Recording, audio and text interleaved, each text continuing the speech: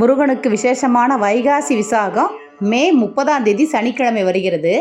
பகல் 12:55க்கு துவங்கி அடுத்த நாள் மே 31 2:45 வரை இருக்கிறது.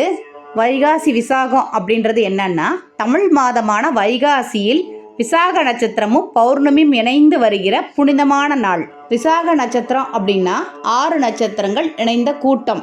முருகப்பெருமானின் 6 முகங்களை குறிக்கும் வகையில் இந்த நட்சத்திரம் அமைஞ்சிருக்கு. 6 நட்சத்திரங்கள் ஒருங்கிணைந்த விசாக நட்சத்திரத்தன்று தான் முருகப்பெருமான் சரவண பொய்கையில் தோன்றினார். எவ்வளவு சிறப்பு வாய்ந்த வைகாசி விசாகத்தன்று முருகனை மனதார வேண்டி விரதம் இருக்கிறதும், முருகனின் மந்திரங்களை உச்சரிக்கிறதும், கந்தசஷ்டி கவசத்தை படிக்கிறதும் மிகவும் சிறப்பு. இதன் பலனாக வாழ்வில் உள்ள தடைகள் நீங்கும், செல்வம் சேரும், வெற்றி குவியும், மனதில் அமைதி கிடைக்கும். உங்களது வேண்டுதல்கள் அனைத்தும் உடனடியாக முருகனருளால் நிறைவேறும். ஓம் சரவணபவ.